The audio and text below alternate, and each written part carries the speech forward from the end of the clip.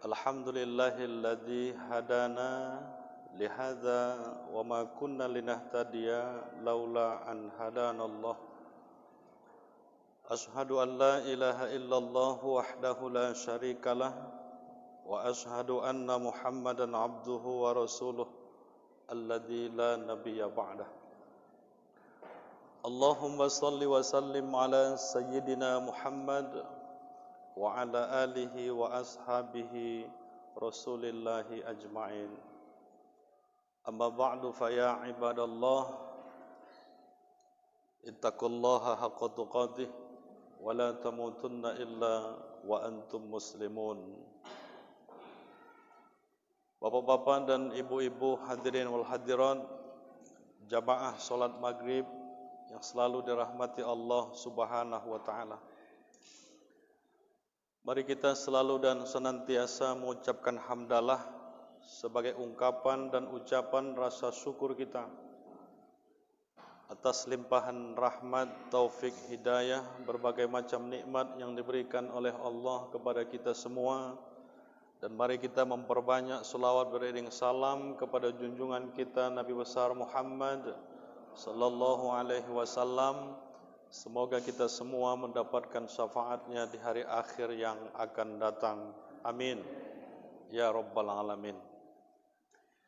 Bapak Ibu jamaah yang dirahmati Allah, judul pengajian kita pada malam hari ini, beberapa hal yang harus kita segerakan, yang tidak boleh kita tunda-tunda di dalam kehidupan kita. Yang pertama yang harus kita segerakan, yang tak boleh ditunda-tunda adalah mendirikan ibadah solat.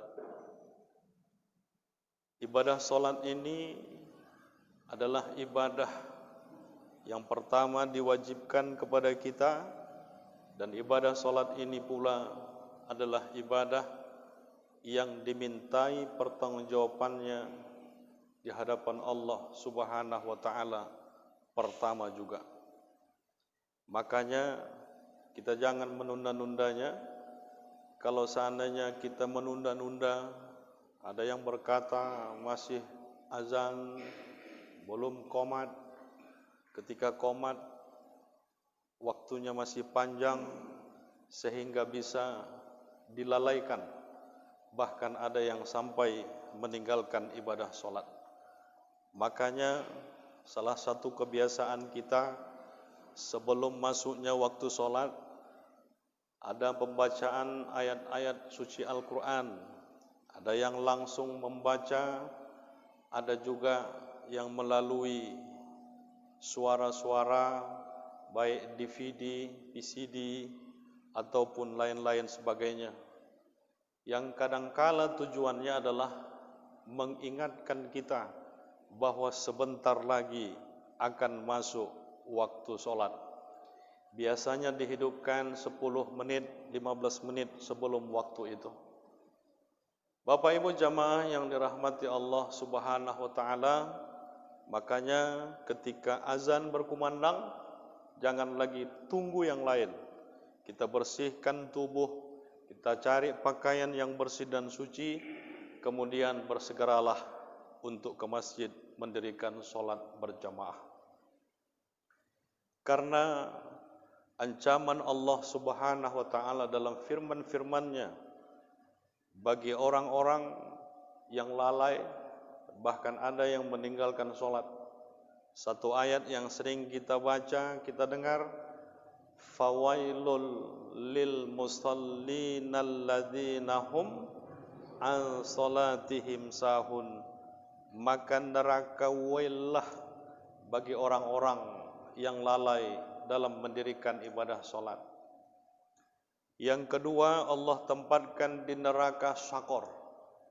Allah firmankan, ma salakakum fi syaqar. Allah bertanya, kenapa kamu berada di neraka syaqar ini? Qalu lam nakum minal musallin. Mereka menjawab, dulu ketika hidup di dunia, kami adalah orang-orang yang tidak mendirikan ibadah solat. Neraka syaqar. Rasulullah sallallahu alaihi wasallam juga bersabda, "Man kana tarfus shalah muta'ammidan." Siapa yang meninggalkan ibadah salat dengan sengaja, faqad kafaro jiharo, maka dia adalah seorang kafir yang nyata. Sengaja dia tinggalkan, dia tunda-tunda. Kadangkala ketika masih azan tunggu, apalagi waktu Isya masih panjang, nanti tidur dululah, nanti bangun sekalian tahajud. Apanya yang tahajud? Salat subuhnya pun ketinggalan. Begitulah kalau kita tunda-tunda. Maka yang pertama, as-salatu awwala waqtiha, salatlah kita di awal waktunya. Yang kedua, yang harus kita segerakan, yang tidak boleh kita tunda-tunda di dalam kehidupan kita adalah membayar hutang. Saya lihat dari sini hampir semuanya kita punya hutang. Apalagi yang kadangkala hutang ini dililit. Bahkan belum selesai hutang yang satu, muncul hutang yang lain. Kenapa? Karena kadangkala kalau tidak seperti itu, mungkin kita tidak mendapatkan apa-apa. Makanya banyak yang kredit, banyak yang mencicil. Bahkan saya pernah membimbing pernikahan beberapa kali. Satu kalilah saya dengar maharnya itu hutang, yang lain tunai. Makanya saya sampaikan, sampai kapanpun hutang itu wajib untuk dibayar.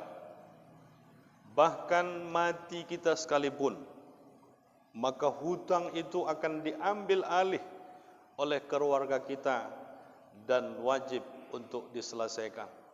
Tak sering mungkin kita dengar, atau ada yang sudah pernah mendengar ketika pemberangkatan jenazah. Bapak Ibu, apabila almarhum orang tua kami ini mempunyai hutang dan piutang, maka mulai hari ini kami sampaikan, tak ada lagi sangkut paut dengan almarhum ini, tapi berhubunganlah dengan kami, keluarga almarhum ini, 7 hari, seminggu, 2 minggu setelah almarhum ini kita laksanakan fardu kifayahnya dan kami ambil alih. Tapi yang banyak datang Bapak dan Ibu adalah orang yang menagih hutang. Jarang orang yang datang membayar hutang. Apa kata orang tu? Alhamdulillah, mati waktu habis hutangku. Sebenarnya hutang dan piutang. Hutang adalah orang yang mengutang uang. Itu namanya piutang. Kalau hutang, kita yang meminjam uang. Yang banyak datang menagih daripada membayar. Makanya kalau ada hutang kita, niatkan mau dibayar dan niatkan dalam hati supaya cepat kita selesaikan hutang kita itu. Jangan ada pernah berkata, Allah nangkayoannya dia, kapan-kapan pun dibayar, tak ada masalah baginya. Sampai kiamat tak akan terbayar hutang ini. Kenapa? Karena sudah dari awal tak ada niat untuk membayar hutang tersebut. Makanya hari ini, malam ini kita ingat-ingat hutang kita. Kalau masih ada hutang kita, selesaikan. Ada orang pernah bertanya, Ustadz, aku dulu pernah berhutang dengan kawan sekolah SD. Dan itu sudah puluhan tahun yang lalu. Sampai hari ini aku tak tahu di mana dia. Ku cari di Facebook. Namanya muncul tapi gambarnya tak dia. Mungkin bukan dia. Sehingga bagaimanakah hutangku yang dulu untuk membayarnya? Cari dulu siapa keluarganya, tanya di mana dia, keberadaannya. Kalau sudah tak ada, kita bisa menyelesaikan hutang itu dengan cara berinfak, menggunakan namanya. Masukkan ke masjid, tap. Tapi kalau jumpa dia besok, jangan dibilang udah ku bayar hutang yang dulu ku pinjam, tapi ku masukkan ke masjid. Ah, kau kaji lama katanya. Ya kan, bawa sini. Wajib bayar lagi hutang tersebut. Bapak Ibu jamaah yang dirahmati Allah, jangan sepelekan hutang kita walaupun itu hanya sekecil rupiah saja. Itu adalah wajib. Dan hati-hati kita apabila menghutangkan uang.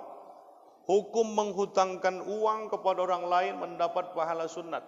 Kenapa? Karena membantu orang yang sedang membutuhkan. Tapi ingat, bisa menjadi haram tatkala ketika kita meminjamkan uang tapi minta imbalan dari uang yang kita pinjamkan tersebut. Itu namanya riba. Ya ayyuhalladzina amanu, wahai orang-orang yang beriman, la ta'kulur riba, jangan kamu makan riba. Adhafan mudha'afah, berlipat-lipat gandakan. Ada orang datang, Assalamualaikum Kak, Waalaikumsalam. Sehatnya kakak, sehat. Duduk. Udah duduk kita, kemudian kita pun berkata, adanya perluku sama kakak. Apa itu? Minjamlah uang kakak 5 juta saja. Kapan kau bayar? Bulan depan, tanggal 5 udah ku bayar. Tapi kau tambahi ya. Berapa Kak? 200.000 saja. Sebulan kalau tak kau bayar 200. Kalau 2 bulan 400. 3 bulan 600. Rupanya bulan depan tak terbayar. Jadi 52 utangmu ya. Iya Kak. Bulannya lagi tak dibayar. 54 ya. Iya. Itu namanya riba. Riba itu puluhan dosa yang dia terima. Dan dosa yang paling ringan bagi orang yang melaksanakan riba, seperti seorang anak menggauli ibu kandungnya sendiri. Hati-hati dengan kita yang meminjamkan uang. Tapi kalau seandainya tidak ada akad untuk penambahan dari pokok yang kita hutangkan, tiba-tiba dia membayar. Assalamualaikum, Waalaikumsalam, ini kemarin ku pinjam 5 juta. Sudah kubalikkan. Kemudian ada sedikit rezekiku. Tak usah. Cukup 5 juta ini saja. Ambillah, ada rezekiku. Enggak usah. Yang punya rumah nanya, minum apa? Minum teh sajalah. Begitu pergi buat teh, lewat anaknya. Assalamualaikum. Pulang sekolah. Din. Apa Wak? Sini. Ada sedikit rezeki untukmu. Apa nih Wak? Udah diam-diam aja. Kemudian ketika sudah bincang-bincang, pulang yang membayar hutang tadi, anak ini bingung. Mak, tadi dikasih Wak tadi aku 200.000. Kau balikkan itu. Udah dikasihnya kok sama adik. Apakah itu halal? Halal. Karena itu namanya hadiah. Bukan disepakati dari awal. Kecuali dia bilang, nanti kau tambahi ya, tapi jangan kasih sama aku, kasih sama anakku. Itu berarti sudah merupakan satu akad perjanjian yang di awal sudah disampaikan. Makanya hati-hati meminjamkan uang ini. Masalah peminjaman uang ini ada satu dulu kawan saya, waktu di sekolah aliyah di Man 1 Medan, kami sama-sama tinggal menjadi cemes. Dulu kalau istilah tahun-tahun 90-an, cemes itu namanya centeng masjid. Menyapu masjid, ya kan? Azan di masjid, jadi imam, tinggallah kami di kamar masjid. Entah kenapa ketika kami sudah 2 tahun di situ, kuliahlah kami di Yayan. Singkat cerita, sudah semester ketiga, ada pengumuman. Bagi mahasiswa yang tidak menyelesaikan pembayaran uang kuliah sampai tanggal sekian, maka mahasiswa tersebut dianggap DO. Apa DO? Drop out. Nama-nama tersebut, ku tengok namaku nomor 3. Dulu tak ada orang pakai transfer, jarang. Yang ada dulu wesel. Dulu kami juga sudah mengajar ngaji, dapat dulu 15.000. Uang kuliah pada saat itu 210.000 per semester. Kami dua belum dapat kiriman. Entah kenapa pada saat itu 2 hari sebelum deadline saya dapat wesel. Ditukarkan ke kantor pos, dicairkan, dapatlah duit. Kawan saya bilang, kau enaklah udah dapat, aku belum. Yuk kita pinjam duit. Jumpailah ketua BKM. Assalamualaikum Pak Haji. Waalaikumsalam. Adanya niat kami datang kemari mau minjam uang, bayar uang kuliah. Karena kalau tak dibayar besok, kami dianggap mengundurkan diri dan sudah termasuk drop out. Kata ketua BKM, tak ada duit. Jumpai bendahara, tak ada duit. Jumpai seseorang, dia bilang, kalian kalau mau duit, ada di sana ibu-ibu. Tapi bunganya tinggi. Tak usahlah. Begitu pulang jam 11 malam, besok adalah pembayaran terakhir. Tiba-tiba jam 7:30 berangkat ke kampus.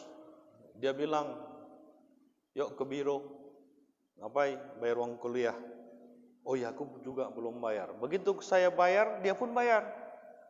Ada kecurigaan kita, kok bisa bayar, dari mana duitnya? Sudahlah, perkuliahan dimulai, belajar, sampai zuhur di kampus, baliklah ke masjid. Begitu sampai masjid jam 2-an siang, rupanya pengurus masjid itu, bapak dan ibu, sudah nunggu kami berdua. Sini kalian dulu. Ada apa Pak? Siapa yang tahu ada orang masuk ke masjid kita, kotak infaknya dibongkar? Saya tengok kawan saya, dia tengok saya. Tak tahu kami Pak, dia bilang. Damri, tak tahu Pak. Udah saling curiga mencurigai. Tapi anehnya, uang yang di kotak itu tak semuanya hilang. Tapi kuncinya terbuka di kopek. Tak tahu saya Pak. Ya udahlah, kita perbaiki, nanti tolonglah ditengok-tengokkan siapa kira-kira yang mengambil. Sampai di kamar saya bilang, kau yang ambil kan? Iya. Kenapa kau ambil? Berdosalah kau begini. Tadi malam jam-jam 3-an sebelum subuh, berpikir aku, besok adalah hari yang terakhir aku bayar uang kuliah. Ya Allah, tak ada duitku ya Rob. Aku kemari 1,5 tahun sudah berada di kota Medan mau kuliah. Aku tak mungkin pulang ke kampung. Ku buka musola, ku buka masjid ni, ku kopek, ku ambil 210. Lillahi ta'ala, ku pakai 210. Dia angkat duit itu. Ya Allah, aku minjam duitmu. Aku utang ya Allah. Kemana-mana aku sudah berusaha minjam duit, aku tak dapat apa-apa. Aku pinjam darimu uangmu ya Allah, 210.000. Nanti kalau ada kiriman dari kampung, ku bayar uang ini. Jadi cemana hukumnya itu?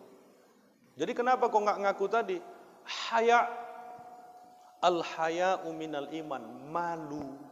Kalau aku tadi mengatakan, iya Pak, saya yang mengambil uang itu, aku malu. Tapi besok ku bayar ketika sudah ada kiriman. Tak sampai seminggu, dia panggil saya, weselku sudah dapat, ayo kawan aku membayar. Menangis dia, dimasukkannya uang tadi. Ya Allah, seminggu yang lalu aku pinjam uang dari masjid ini, tapi hari ini ku bayar hutang itu. Berapa dibayar? 210. Jangan ditambahin, nanti riba. 210 dia masukkan.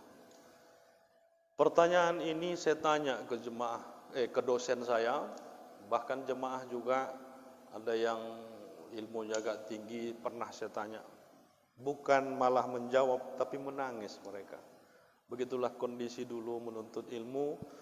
Banyak orang kadangkala yang mengutangkan uang takut. Kenapa? Sampai hari ini kadangkala terbalik. Bukan orang yang menagih hutang yang segan ketemu. Bukan orang yang berutang, tapi sebaliknya. Ada kawan saya ajak undangan, yuk ke rumah si Polan, nggak enak lah, nanti dipikirnya aku menagih hutang. Padahal orang yang berhutang nih macam tak kejadian apa-apa.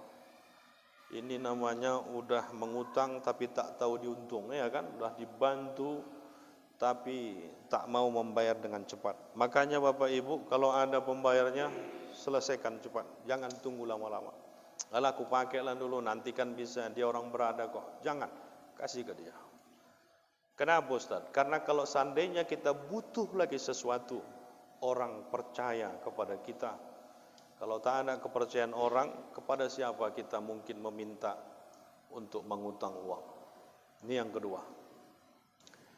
Yang ketiga, Bapak dan Ibu, yang harus disegerakan, yang tak boleh kita tunda-tunda dalam kehidupan kita adalah melaksanakan fardu kifayah kepada orang yang meninggal dunia. Ini tidak hanya Bilal Maid, tapi kita semua yang di kampung itu bertanggung jawab terhadap almarhum dan almarhumah. Saya pernah mengalami di sekitar lingkungan saya tinggal, Kambing. Ada satu perempuan jemaah meninggal karena lever. Jam 8 pagi dia meninggal. Sewajarnya kapan dikuburkan? Zuhur. Paling lama sebelum asar bolehlah. Tapi pada saat jam-jam 11 belum dimandikan. Saya tanya, kapan dikuburkan? Begini Pak Ustadz, anak ibu nih yang nomor 2 tinggalnya di Jepang dan tak pulang hari ini, mungkin besok pagi baru sampai Medan. Jadi maksudnya jenazah ini mau dimalamkan, besok asar pula baru dikebumikan. Sebagai seorang warga, karena ini adalah fardu kifayah, kita bertanggung jawab terhadap itu. Saya mewakili jemaah, saya sampaikan, Pak, tak bisa. Bu, mohon maaf. Tolonglah Ustadz, sudah 12 tahun anaknya ini tak ketemu dengan ibunya. Saya bilang, bisa saya ngomong sama anak tadi. Video call, dia tengok saya tengok dia, saya sampaikan, Dinda, saya mohon maaf, kami yang di kampung ini berdosa apabila ini terabaikan sehingga tidak sesuai dengan syariat. Maksud Pak Ustadz, kami harus laksanakan fardu kifayahnya hari ini, termasuk menguburkannya. Oh, enggak bisa Pak, saya sudah lama tak ketemu mak saya. Saya bilang, masalah kau ketemu atau tidak, tak urusanmu. Urusan kami tak ada itu. 12 tahun kamu di Jepang, kenapa kamu tidak bertemu dengan ibumu? Ibumu sakit. Mohon maaf Bu, orang sudah tutup hidung semua. Dulu bukan musim corona pakai masker orang. Bahkan dulu kalau pakai masker ditengoki orang. Ini langsung tutup hidung. Kenapa? Karena ininya berdarah sudah keluar dari segala-gala macam. Belum dimandikan. Jangankan dikasih kopi, gula sama susu pun dikasih, masih tercium juga. Ini kan jadi fitnah di masyarakat. Saya bilang, angkat saja. Ibu sebagai Bilal Maid, laksanakan. Besok datang dia, marah-marah.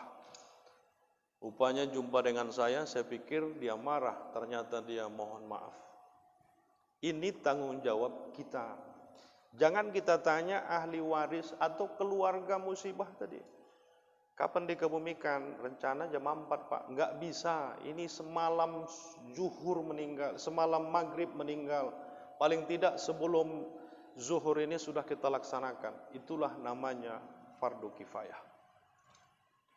Makanya kita berpesan, jangan nanti lama-lama aku ya nak. Kalau sudah nampak kalian aku sudah 1, 2, 3 jam, sudahlah. Laksanakanlah fardu kifayah. Kalau yang meninggal itu, dia mau cepat-cepat dilaksanakan. Supaya jangan jadi fitnah di masyarakat. bau kali ya jenazah semalam. Itu mungkin ada di kampung kita yang satu dua, agak-agak lancip mulutnya, diceritakan ke orang. Itulah yang harus disegerakan. Bapak Ibu jamaah yang dirahmati Allah, ini yang ketiga. Yang keempat, yang harus disegerakan, yang tak boleh ditunda dalam kehidupan kita, kalau ada tamu datang ke rumah kita, tanya, minum apa? Panas, dingin, atau jus? Ada tuh masih bawang, cabai, tomat, itu yang buah yang ada. Saya minum panas saja. Menghormati tamu adalah merupakan satu anjuran. Man kana yu'minu billahi wal yaumil akhir, siapa yang beriman kepada Allah dan hari kiamat, falyukrim dhaifa, hendaklah dia muliakan tetangganya. Hendaklah dia muliakan tamunya. Ada 3 hadis tu. Man kana yu'minu billahi wal yaumil akhir falyukrim jarah, dia muliakanlah tetangganya. Falyukrim dhaifa, dia muliakan tamunya. Falyakul khairan aw liyasmut, maka berkatalah yang baik. Tak bisa berkata yang baik, lebih baik diam. Jadi memuliakan tamu adalah merupakan anjuran. Jangan tunggu lama-lama. Kecuali tamu kadang-kadang ada juga tamu nih, udah jam 1 malam tak pulang-pulang. Awak sudah menguap-nguap. Iya kak, iya ketawa. Tak pulang-pulang juga. Kita tanyalah sampai 1:30. Tak pulang kakak? Enggak, aku mau nginap sini. Bilanglah dari tadi katanya. Ini kadang-kadang tamu yang begini ini tak 1-2 yang datang ini. Hormati tamu kita. Tamu itu adalah membawa barokah di dalam kehidupan kita. Bapak Ibu jamaah yang dirahmati Allah, kemudian yang harus disegerakan, yang tak boleh kita tunda-tunda dalam kehidupan kita adalah menikahkan anak gadis. Kenapa menikahkan anak lajang tak begitu diperintahkan? Kenapa anak gadis? Karena anak gadis ini sampai kapan dia di rumah kita belum dinikahkan, maka sampai itu juga tanggung jawab kedua orang tua. Paham ini? Kalau belum kita nikahkan anak gadis kita, maka itu masih tanggung jawab kedua orang tuanya. Beda dengan anak lajang. Cok, kau dah omak peringatkan. Bolak-balik omak mengingatkan kau, sumbayang kau ya, sumbayang. Jangan nanti kau ganggu omak kau ni ketika di hari akhirat. Tapi omak kau ni sudah selalu mengingatkan kau untuk solat. Jangan nanti kau libatkan omak kau ni ya cok. Iya mak, dewasa sudah selesai. Tapi anak perempuan sebelum dia dinikahkan, maka perempuan itu punya wali. La nikaha illa biwaliyin wa syahida adliyin. Tak sah nikah kalau tak ada wali. Si Polan, ya Pak, saya nikahkan kepadamu si Polan anak kandungku, maharnya sekian tunai. Saya serahkan tanggung jawab saya selama ini kepada anak gadisku ini, namanya si Polan, sekarang kuserahkan kepadamu. Saya terima nikah si Polan anak kandung bapak, maharnya sekian tunai. Beralihlah tanggung jawab tersebut dari orang tua kepada laki-laki yang menerima pernikahan tersebut. Makanya dulu orang tua kita risih ketika anak gadisnya tak ada yang datang menengok-nengoknya. Butet, apa mak? Tak ada yang datang ku tengok kemari malam minggu, malam Senin, malam Selasa. Memang tak ada mak. Taulah mama 2 meter lebarku. Kau kuruskanlah sikit badan kau, Butet. Entah ada laki-laki yang nengok kau. Udah setahun kurus, udah 1 hasta tinggal. Tak ada yang datang, tak ada mak. ndak kau sama anak uak uteh yang di ujung sana. Kalau dia mau mak, mau aku. Berjumpalah orang tua. Akhirnya menikah.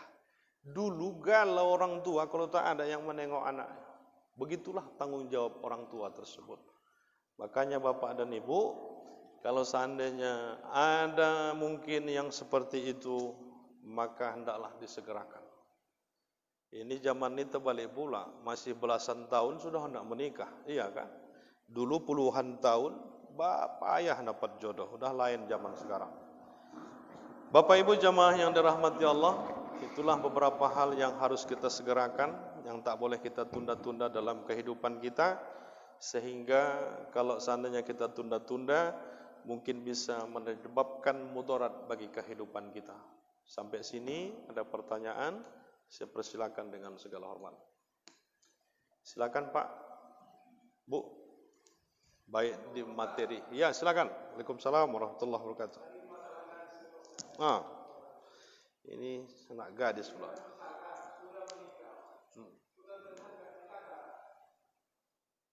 Cuman apa?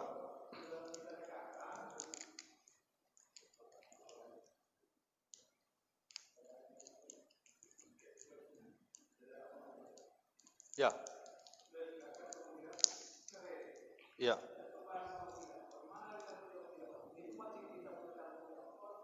Ya.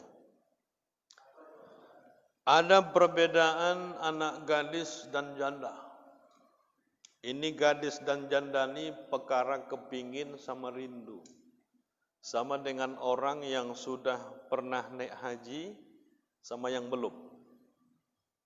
Kalau yang belum dia bilang kepingin aku ke Mekah.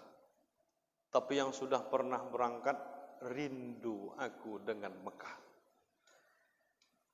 Kewajiban orang tua ada dulu, ada istilahnya, sekarang bukan zaman Siti Nurbaya. Dulu tanpa sepengetahuan anak gadis ini bisa ayahnya menikahkan anak gadis tersebut. Karena itu tanggung jawab dia. Tapi kalau janda anak itu, ayahnya ini harus minta izin sama anaknya. Asnah, apa ya? Ndak kau sama si Polan? Tidak ya. Cukuplah itu trauma kau ya. Ya sudahlah. Tapi kalau anak gadis, tak bisa dibantah sama anaknya ini. Kau tadi udah ayah nikahkan sama si Polan. Ya udah ya. Begitu. Ketika bapak sudah menikahkan anak yang pertama, tiba-tiba gagal pernikahannya, ya sudah. Apakah dia tanggung jawab lagi? Kalau seandainya sudah kita serahkan tanggung jawab itu, berarti dia yang tidak melaksanakan tanggung jawab tersebut. Sekarang dia sudah janda. Walaupun demikian, cari-carikan juga lah. Kalau anda yang cocok, bapak sebagai wali menyerahkan tanggung jawab itu lagi. Makanya orang perempuan ini ketika dia sudah menikah, dia akan patuh dan taat kepada suaminya. Bu, kami dari kampung datang kemari menyampaikan orang tua ibu meninggal dunia. Kami disuruh menjemput ibu. Mohon maaf, tak di rumah suami saya. Loh, orang tua ibu meninggal, ibu nggak datang? Nggak bisa, nggak di rumah suami saya. Dulu tak ada WA, Pak. Tak ada komunikasi. Kenapa? Ketimbang jadi fitnah. Ketika nampak di jalan boncengan sama seseorang, dalam hati dia, bukan istriku, istriku di rumah kok. Begitu sampai ke rumah tak ada istrinya, akan betul kemana lah dia itu. Jadi fitnah. Maka ketimbang yang seperti itu, dia tak mau berangkat. Patuh kepada suami. Kenapa Ustaz? Karena suami bertanggung jawab kepada istri, istri berkewajiban kepada suami. Apa maksudnya? Tanggung jawab. Makanya bedanya itu bapak masuk surga sama ibu masuk surga. Kalau ibu masuk surga, bapak itu masuk neraka, nggak ada urusan bagi ibu. Tapi sebaliknya ketika bapak yang masuk surga, ibu masuk neraka, dipanggil dulu, Pak, sini. Ada apa? Ayo kita tengok di neraka. Itu yang di ujung sana istri bapak. Loh, kok hitam kali, istriku kan putih. Ya udah gosong Pak di sana. Putihkan dulu, putihkan. Iya, istriku itu. Karena dia istri bapak, bapak bertanggung jawab kepadanya, masuk dulu. Itulah namanya tanggung jawab. Anak begitu juga. Dalam surat Al-Anfal ayat 28. Bahwa harta dan anak adalah cobaan. Ada istilah anak nama mengkayokan, anak nama miskinkan. Anak yang mengangkat derajat, anak yang menjatuhkan nama orang tua. Anak yang berdoa, anak soleh, yang diharapkan bisa mengurangi marahnya Allah ketika kita banyak berbuat salah ketika hidup. Karena doa-doa mereka, warhamhuma kama rabbayani shaghira, itu yang dibutuhkan. Tapi anak banyak yang tak open kepada orang tua. Nah, seperti itu. Ya kalau sudah dinikahkan sekali gagal dia, ya sudahlah. Habis itu tak mau nikah lagi dia Ustaz, ya karena anak perempuan tadi beda janda sama gadis. Harus minta izin kita sama dia. Ku tengok anak uak kau tu bagus, aku tengok. Iya ya, tak usahlah. Biarlah aku sendiri dulu. Harus minta izin sama dia. Silakan, ada yang lain? Ya.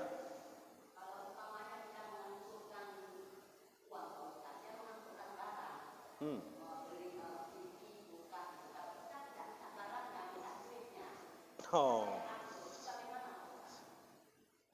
Seharga kulkas.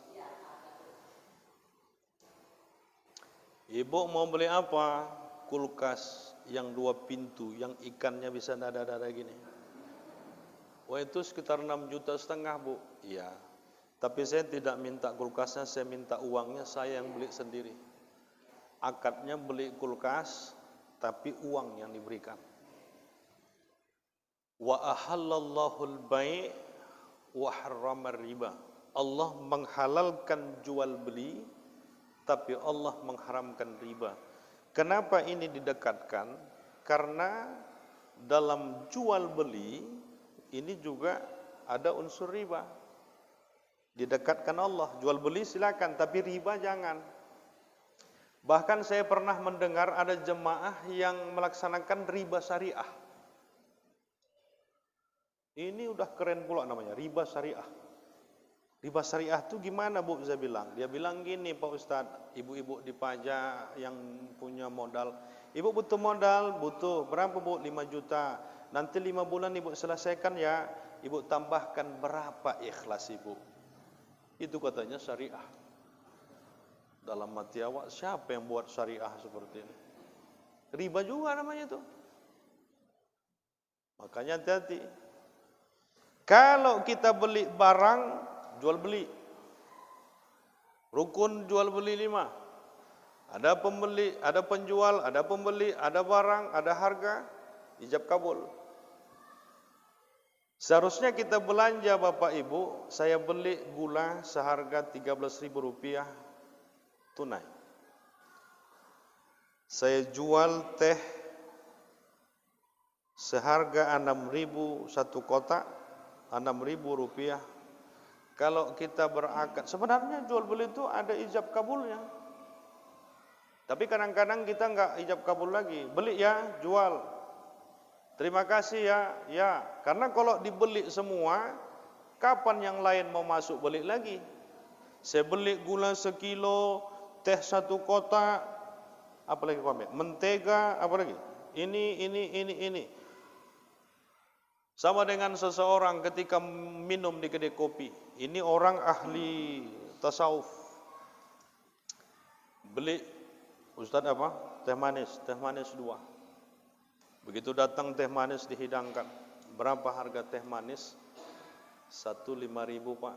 2. Ini uangnya. Nanti aja bayar Pak. Enggak, sekarang. saya beli teh manis 2 gelas seharga Rp10.000. Yang jualan tadi bingung. Kemudian izin kau ku pinjam gelasmu nih ya. Loh kenapa gitu Pak? Karena gelas ini enggak saya beli, pinjam gelasnya. Dalam kali kaji kawan. Kenapa harus begitu Ustaz? Antah mati tersedak kita, siapa yang bayar minuman kita? Dalam kajinya itu Pak. Udah gitu ada kacang, mau kacang? Mau. Bang kacang, berapa? 3.000 Pak. 2. Kasih 10, baliknya terus. Pak nanti aja bayar. Kenapa? Begitulah dia. Kalau tersedak mati siapa yang bayar? Haram makanan kita nih. Datang yang punya kedai, Pak besok nggak usah datang lagi ya Pak. Karena gara-gara Bapak saya nggak bisa ngelayani orang.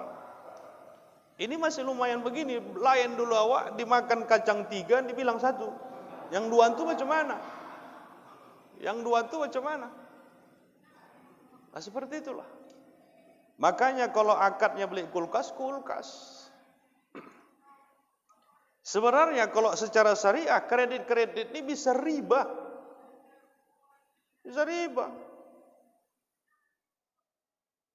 Makanya syarat jual beli itu al-taradim minkum, suka sama suka. Ikhlas. Karena kalau tak kredit Ustaz, kita tak dapat barang Ustaz. Spring bed kredit, TV kredit, kereta kredit, rumah pun kredit. Karena kalau enggak kredit enggak punya, di mana kita punya duit 0,5 M beli semuanya, enggak ada. Antarodim, suka sama suka, suka. Tapi jangan yang kita pinjam, yang kita lipat gandakan uang, itu yang tak boleh. Bang, aku butuh HP. HP apa? HP ini tipe sekian. Berapa harganya? Harganya 4 jutaan. Ya udah gini aja. 1,5 tahun ku kasih, janganlah 1,5 tahun Bang, 2 tahun lah. Baik, 2 tahun kau bayar 400 sebulan. Berapa itu? Tinggi kan? Ini bisa-bisa riba. Tapi kalau dia bilang udah kau bayar aja 2,5, 20 bulan saja. 20 bulan berarti 1 juta. Suka, senang. Makanya kadangkala kita tengok ada bank-bank syariah.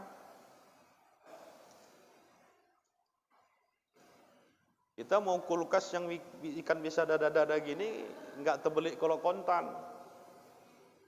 Terakhir kita kredit. Tapi jangan uangnya yang kita minta. Ada lagi Bu, bukan uang, emas, seharga emas. Ibu pinjam emas 8 gram. 8 gram kita anggap 1 juta, 8 juta. Yaudah nanti Bu balikkan 8 gram. Hati-hati yang seperti ini. Gak usah main-main uang seperti itulah. Ibu pinjam beras 1 mok, bayar 1 mok. Ada orang pinjam duit 10 tahun yang lalu 1 juta, sekarang dia mau dibayarnya 1 juta. Kau tahu tahun berapa kau pinjam? Tahu Pak, itu kan 10 juta 10 tahun yang lalu. Sekarang yang 1 juta yang 10 tahun yang lalu tuh udah 5 juta itu. Kau bayar 6 juta. Kan udah payah. Makanya kalau bisa janganlah sempat kita berhubungan dengan seseorang karena hutang. Jangan dimulai mengutang. Kalau sudah dimulai mengutang, besok ada apapun pasti mengutang. Silakan yang lain. Habis. Baik, saya rasa ini mudah-mudahan bermanfaat. Beberapa hal yang harus disegerakan, jangan kita tunda-tunda dalam kehidupan kita. Karena kalau ditunda-tunda, bisa-bisa kita pun melalaikan pekerjaan itu. Semoga Allah SWT membimbing kita semua. Semoga Allah memudahkan kehidupan kita. Amin. Mohon maaf. Assalamualaikum warahmatullahi wabarakatuh.